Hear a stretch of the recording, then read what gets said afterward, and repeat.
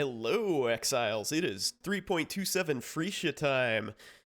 That ushers in one of my favorite things to do in Path of Exile, which is Theorycraft. My name's Milkman Al. It has been a freaking age since I've made a video, so if you're not familiar with me or the stream, I'm a pretty casual gamer, so all of these builds that we're going to go through today are, fairly accessible, cheap. It's reasonable to achieve on just a couple hours a day. I'm a dad. I don't have a ton of time to play games, unfortunately, so anything that I do has to be, uh, reachable and affordable in game currency and all that sort of stuff. So if that description fits you, then I think these builds will work out well for you. So we're going to go through 4 builds, and just to be clear, this is not necessarily a guide for any of these. These are all theory-crafted builds. It's just kind of food for thought, but some things that sort of pop to mind and seem to work out on paper when I put them down. So if you guys have any input on how to improve any of these builds, or thoughts on what needs to change, or any other ideas that you want to see me go through, I am all about it. So please let me know in the comments. Okay, so we'll just jump right into it. We'll keep it quick.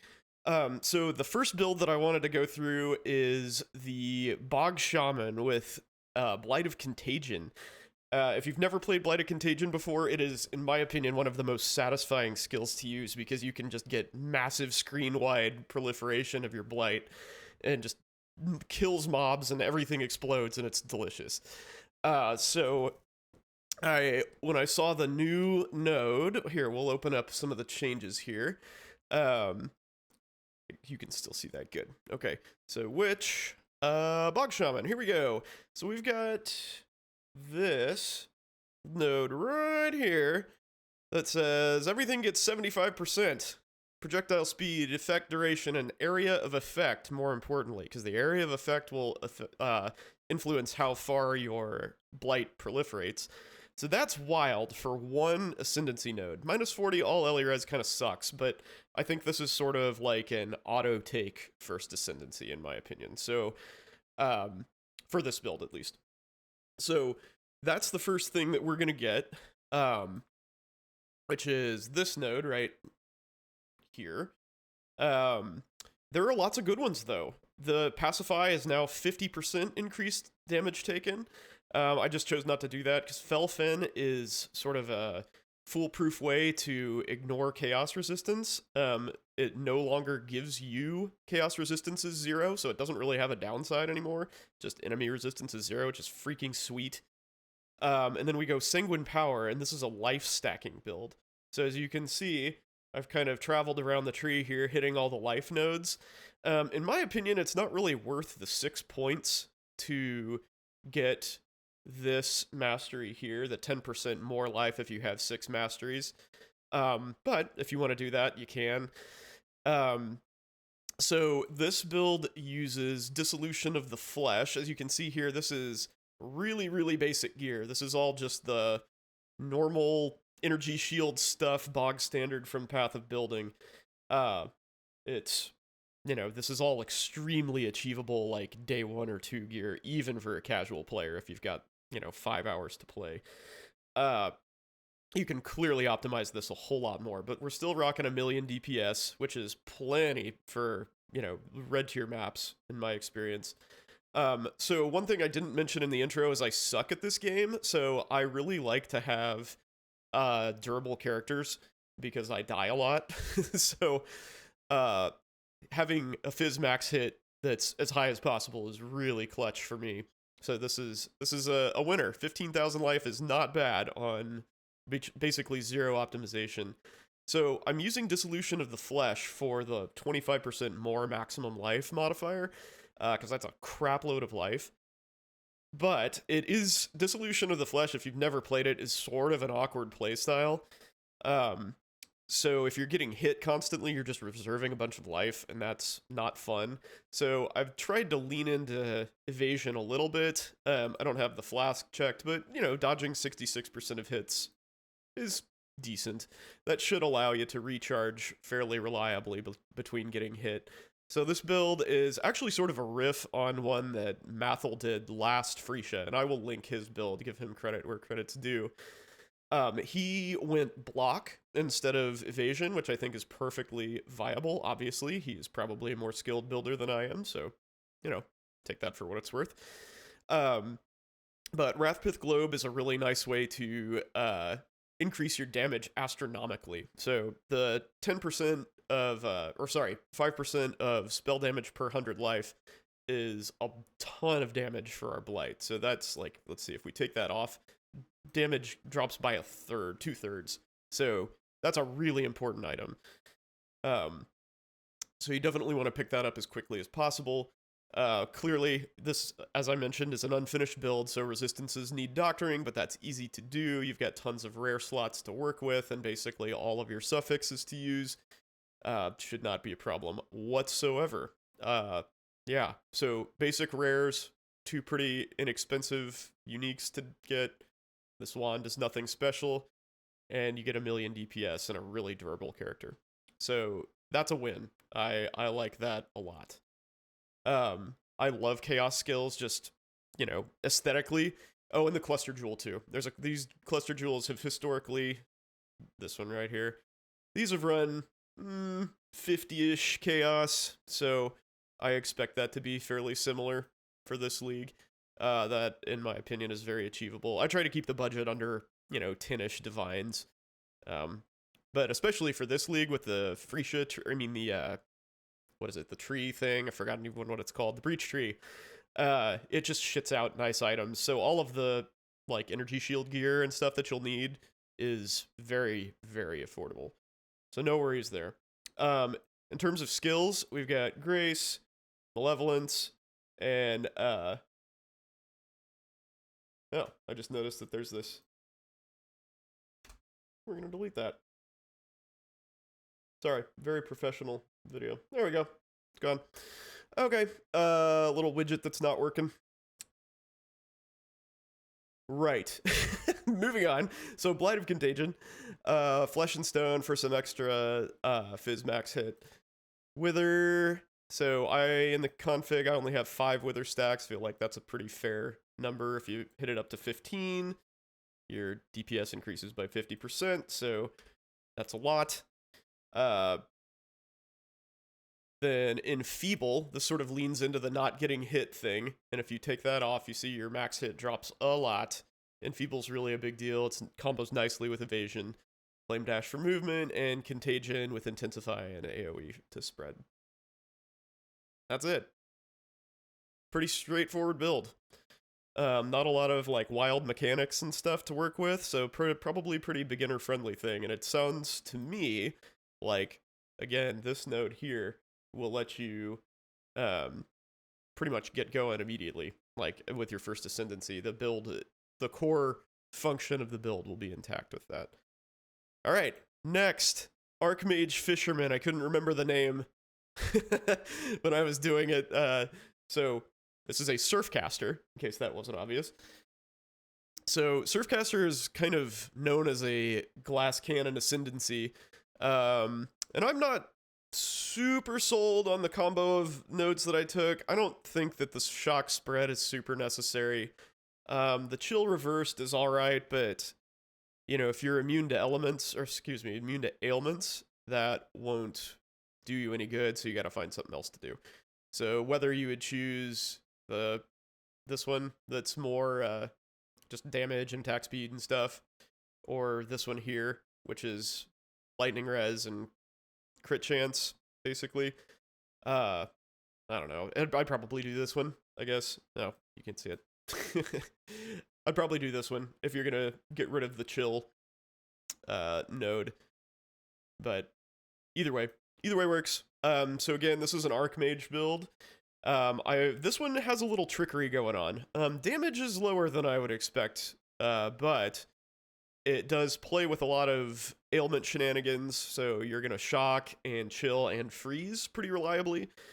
And also, as you can see here, despite having kind of lowish life totals, the max hits are awesome. And this, the mechanic that we use actually makes everything so that our elemental damage is all taken as either lightning or chaos damage. And we also have a lightning coil that we'll talk about in a minute that splits up the fizz damage, so that helps survivability quite a bit too. So otherwise, pretty much standard Archmage stats, just kind of traveling the tree and getting a whole bunch of mana and stuff. And it is not a crit build, so Elemental Overload's super helpful. I tried to make it a crit experience, but that just wasn't happening. The points are too tight for my feeble mind to figure out, so if you have thoughts, like I said, please let me know. So I also try to take advantage of Threads of Hope, which might be a little on the expensive side. I don't know. Because the downside is basically minus 15 lightning resistance. Because the other elemental resistances don't matter. We don't take fire or cold damage. So I thought this was a pretty solid way to get some extra notables and save some points on the tree. So, the way this works is, so I've chosen, well, kind of. I haven't decided what skill I want to use. I think Crackling Lance is the way I'm going to go. Because of its chance to shock. I like the fact that it can shock, and this build sort of functions around ailments quite a bit. And I think that'll be a good scaling vector. But Ball Lightning does have the added benefit of being really, really good for instant leech if you so choose to get these 2 points here and get the instant leech node. So that'll help you leech life back a lot faster if you want to do that. But so 1.5 million DPS, not ideal. It'll get you through red maps, but you're gonna have to scale pretty hard after that to really get through the end game. So the trick here is centered around a couple items. So Font of Thunder, as you can see here, has 40% of cold and fire taken as lightning. And then we have a Glorious Vanity Jewel that gives us, what's it called? Dang it. Divine Flesh, which is 50% of LE damage taken as chaos, and 5% of maximum chaos resistance. 5% increased maximum chaos resistance.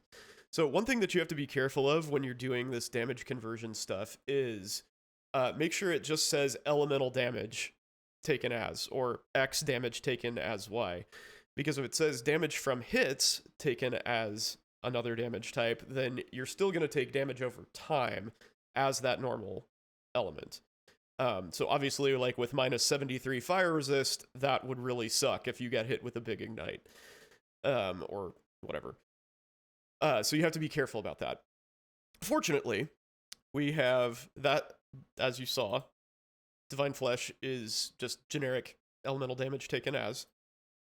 Font of Thunder is damage taken as lightning, nothing about hits. And then we have a Watcher's Eye that gives us fire and cold damage taken as lightning while affected by Purity of Lightning. Now, I know Watcher's Eye sounds like a spooky, scary jewel, but these, like a Purity of Lightning, Watcher's Eye is like literally 10 to 15 chaos. So that is super cheap, very achievable.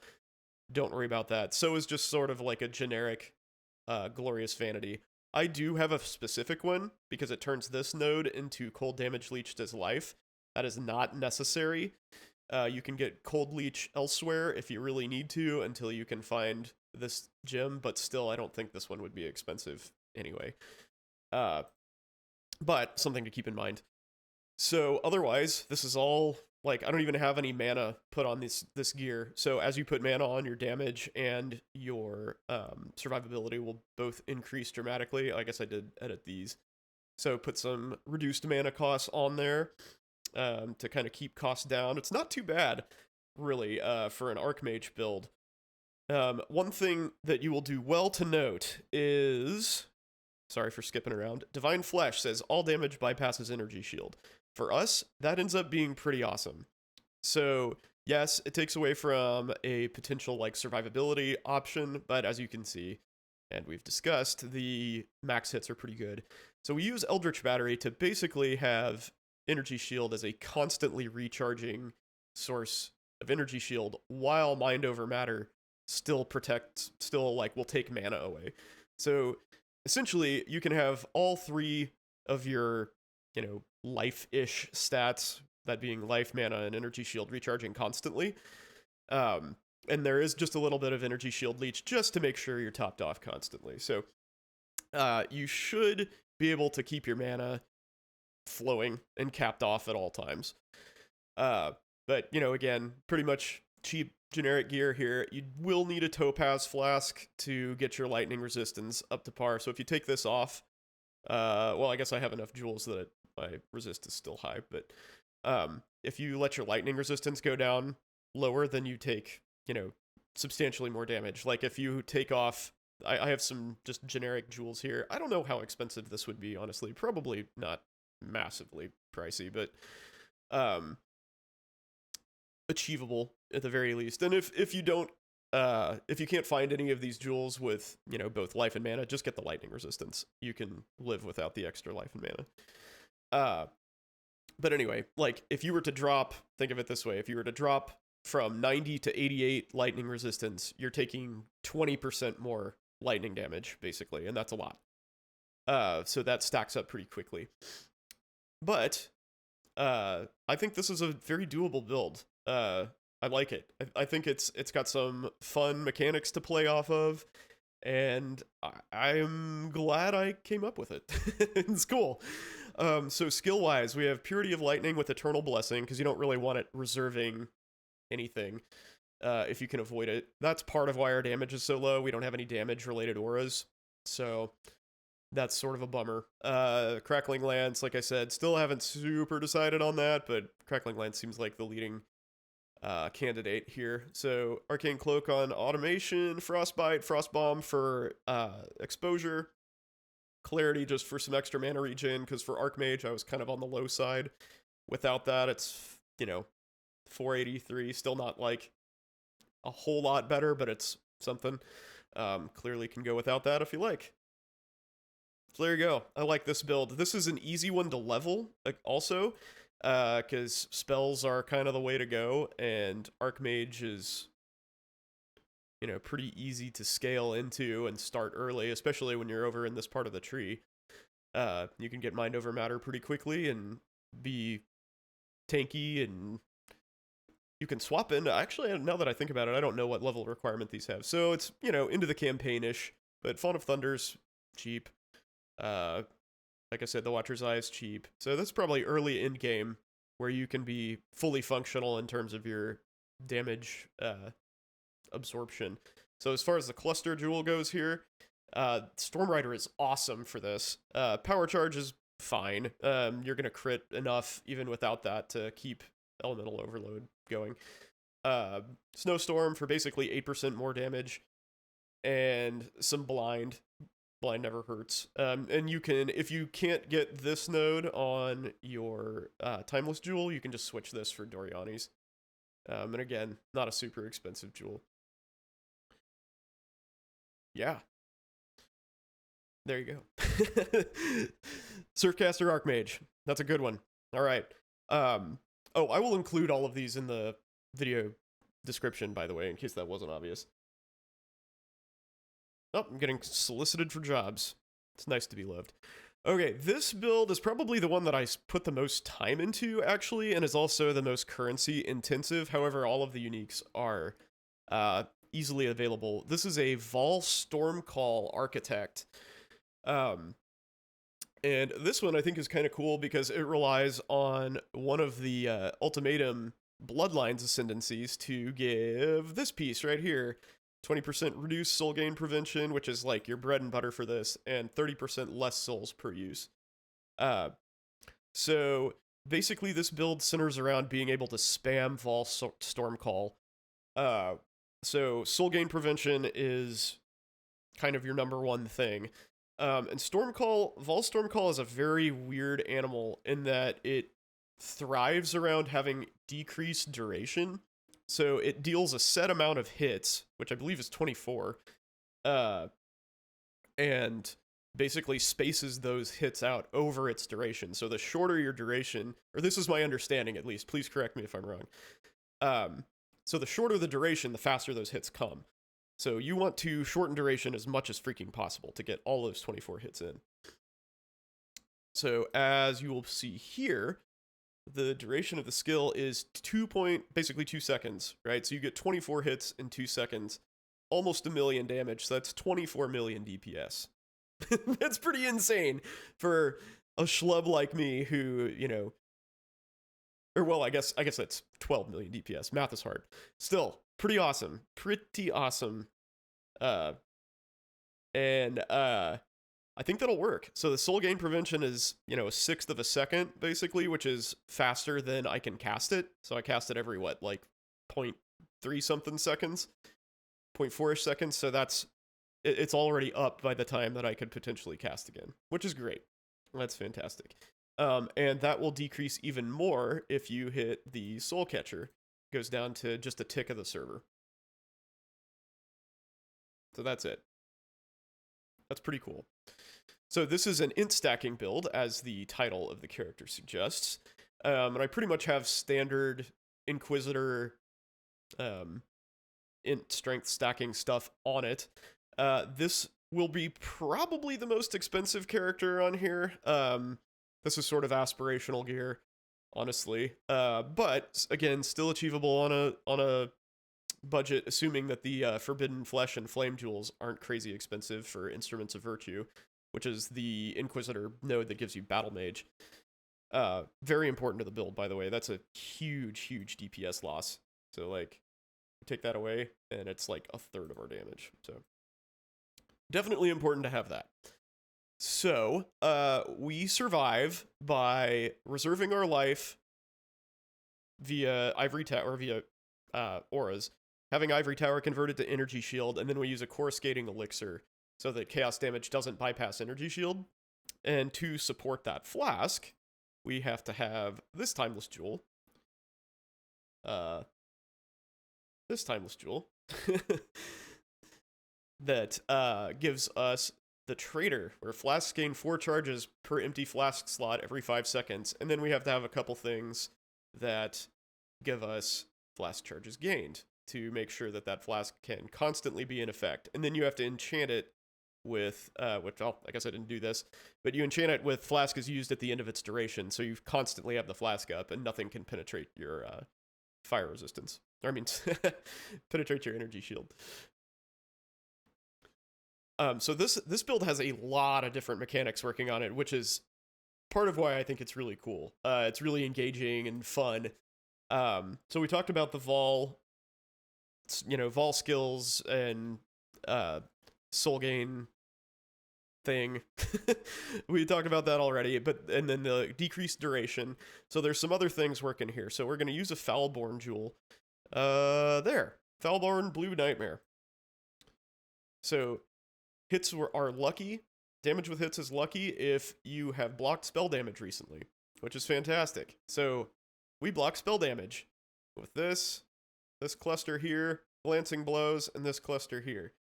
So you see I have a 78% chance to block. So that's always going to be active, and that's a ton of damage, basically. So that's, what, 20-ish% of our damage? A little less, maybe. So that's a nice little trick, plus a little extra survivability. Never hurts. Speaking of which, this build is kind of on the lower end of where I am comfortable, personally. The recovery is good enough. 12,000 Fizz max hit is, like, meh. The chaos needs work. And I think where that's going to come from is probably these 3 things. Getting rid of these, putting an int stacking ring in here, and having chaos resist on those, and maybe getting rid of the Cyclopean Coil too, for a chaos res build. So that to complete this build, that's going to be a really necessary thing to do. But again, doable for sure. So this is just some random ass wand, because you're going to use Energy Blade for a ton of your damage. Energy Blade through both Battle Mage and Spell Blade, adding to your damage. So Vaal Storm Calls are workhorse. If for whatever reason you can't spam it, just use regular Storm Call. And then there's, as you see, we travel around the tree in this sort of suboptimal way. That's kind of this wandering path, and that is intentional. So we do that, in case you're unfamiliar with stat stacking builds, so we can have this split personality. Now, I actually haven't experimented with changing the strength to energy shield, now that I think about it, which might be a good thing to do, and it might also be cheaper, but I'm not sure about that. These will both be expensive jewels, so these are end-game things. Don't worry about it if you can't get them, because this is, the strength and int split personality is fuel for some really popular and really powerful builds, so that's aspirational content. That's probably the only thing in any of these builds that like might not actually be achievable. So if you can't get those, no big deal. Just get one with int and whatever, and that'll be fine. So we scale some crit, we get some energy shield recharge, or recharge leech, int stacking, and then we have this cute little impossible escape down here. I love the precise technique in impossible escape. It's so strong. So we get a little bit of spell suppression, never hurts. That's basically like 6% less spell damage taken, kinda. And then thick skin for some extra life, and then decreased life and mana reservation through those nodes there. I think that's pretty slick, personally. This is medium expensive, usually a couple divines. So that'll again be an in-game choice. Like I said, this character is probably the most expensive one that I have. So, I like how all of these puzzle pieces fit together. This one's really interesting to me. So we'll get back to skills here. So basically just shoving as much stuff in as I possibly can, just to reserve everything to a reasonable point. We've got a little bit of room left in mana, so you could probably put in, like, I don't know, precision or something, or I don't know. I'm not even sure what you'd put in here, but even a curse on blasphemy, I guess. You could have conductivity on blasphemy if you felt like getting close to stuff all the time, or just enjoy having enough mana to cast your spells. So Wrath, Determination, Purity of Elements, because resists are a problem thanks to our in-stacking gear, so Purity of Elements is a nice way to sort of tie everything up. It just saves a lot of hassle. You could do the typical Storm Shroud jewel, which is the one that makes your chance to avoid elemental ailments, equal to your chance to avoid shock, and get some shock avoidance on your boots and have an abyssal jewel somewhere. That is also a possibility. I think Purity of Elements is probably a better option, though, since the shock avoidance will eat a suffix that you need for other resistances, and Purity of Elements will, in fact, help your resistances. But you could probably, like, if you wanted to sub out Purity of Elements, I guess put Zealotry in instead. That's probably what you would run. Assassin's Mark, Orb of Storms, because you cast fast as shit. If you're not. So regular Storm Call does almost 4 million DPS. And so the Orb of Storms is kind of your gimmick thing here. So it does. I actually don't know how much it does. How much damage does it do? 100,000 per hit? It's better than nothing. Don't have to run it if you don't want it, but there it is. One thing, you might have noticed an other Vaal Storm Call down here. That was me experimenting with an item called Triumvirate Authority. So this is a kind of interesting way to get a functional Vaal skill with just one item. These are cheap. People don't really like them, but it doesn't work super well in this build because you can't link Spellblade to your Vaal skill. So you can use this to actually get even more soul gain prevention reduction, which is great, but it will it'll be kind of crap damage because you won't have Spellblade, like I said. So possibly an early option if you can come across one in trade that fits this description here, but otherwise I would just go straight up with the way, standard skill. Have it linked with all the goodies like that, and then move on with your life. Storm Call the crap out of everything. Okay, so that build is awesome. I am very intrigued by it. I enjoy it. Now here's the one that I'm probably actually going to play. So this is a Paladin armor stacker. So League starting an armor stacker, you may say, is a bit of a mistake. I don't know that that's true. So here is end game gear for this character. This I don't believe is very expensive. Like a celestial brace with low fortification is probably going to fall out of favor pretty quickly. It goes up to 10 in case you're unaware. 10s are real expensive. I think less is kind of meh. So I kept it simple. And replica badge of the Brotherhood's probably pretty expensive too. So if you can't get those things, bummer. But it's not the end of the world. So, well, here. So you still do a fair amount of damage. So DPS is still 3 million, right? Even without those two things. And your Phys max hit is still wild.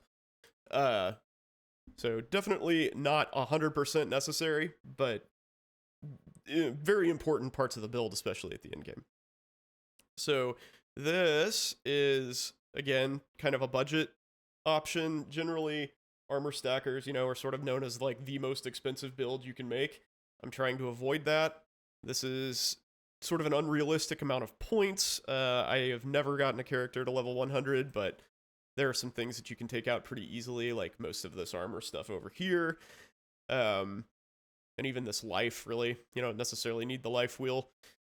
But I'm trying to do this without the, like, crazy cluster jewels and all the, like, ridiculous corruptions and all that stuff, which I think, 5 million DPS with a lot of optimization to go. This isn't active.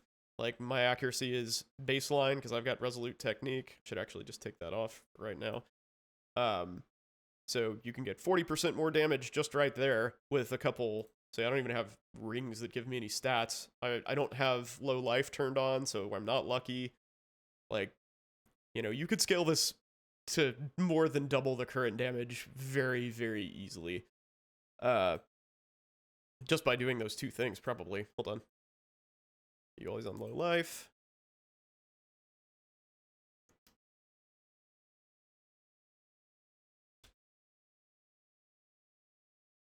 Oops. I can't type.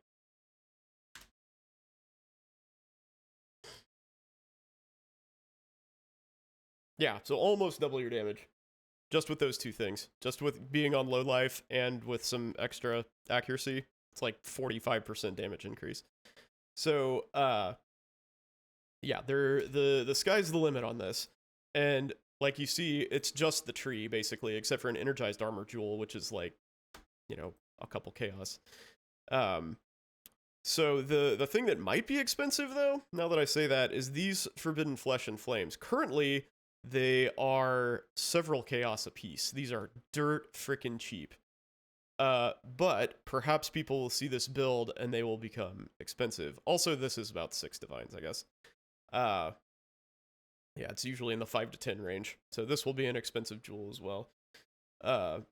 But it is a very important jewel because it lets you get Whispers of Doom for an extra curse, and also a bunch of aura effect, which is real important for scaling your grace. And part of the reason this character is so good...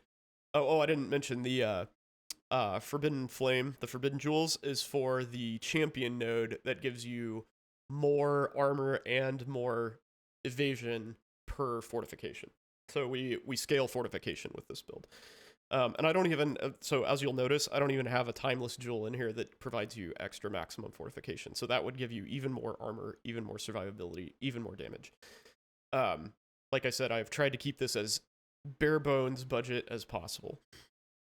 So, I believe you would probably level this with Sunder. Max Roll has a really good Sunder leveling guide that I will link in the description as well. So you'd probably kind of come down here, get all this stuff. So Replica Dreamfeather is the driving force behind this build, essentially, behind armor stackers in general. And it is relatively inexpensive, but it doesn't do much until you're really starting to stack armor pretty good. And it requires level 66, so you're stuck until then. So I would probably start by coming down here and get some accuracy nodes, so precise technique works. Maybe get this cluster right here, so you can get this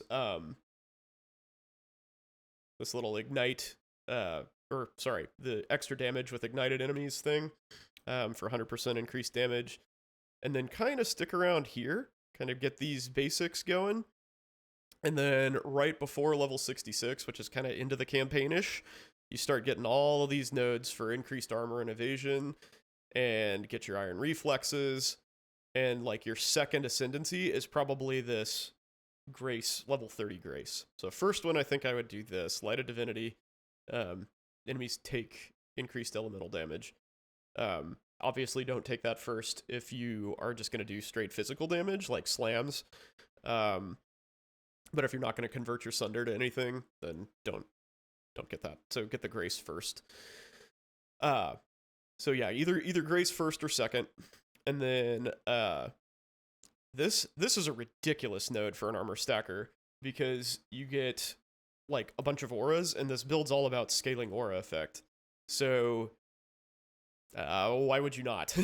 I think taking this node away is like 80% of damage. Oh no, it's not as profound as I thought, but still, that's a lot of damage. That's like a third of our damage, right? Or more than that. So yeah, this is real easy. It's a pretty good build. And the gear that I have on here is basically trash. It's just the standard stuff that they have in Path of Building. I don't even have the evasion rating anywhere near maxed out on this. Just regular evasion boots. I mean, Perseverance is a super cheap unique. I do have all the flasks checked, though, which, you know, is dubious during the campaign for sure, but early in game you can do. I think this is going to be an amazing build. It's got all the bells and whistles, got strike skills with, you know, splash damage and extra hitting extra targets, and I mean, it's got the whole shebang. So skill wise, determination is a big one. Obviously we get grace from the ascendancy that we just talked about. So I have a couple war cries in here. I don't know that I would bother using these necessarily, but you know, extra buttons sort of sucks, but it helps. Helps to have them. They're extra. I don't know how much they assist damage. Not much. But yeah, not necessary. I frankly, like I said, I'm not very good at the game, so I'll probably forget to use them most of the time. There are 2 curses here: elemental weakness and conductivity. Haste, skitterbots for shock and chill. Grace is the powerhouse of the whole build that makes everything go. And then all of the elemental relic stuff. And then you will have rage, so you can enable Berserk if you want and do an extra 15% damage. So that's fun.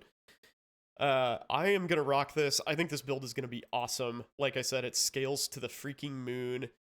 This one is essentially limitless, much like the Vaal Storm Call one, but the ceiling is way, way higher for this build, in my opinion. So that's what I got. I hope you guys really enjoyed that. Again, if you have any questions or comments, please leave them leave them below. Let me know what you think. Hope you guys really enjoy the league. I am Milkman Al. Thank you very much for watching.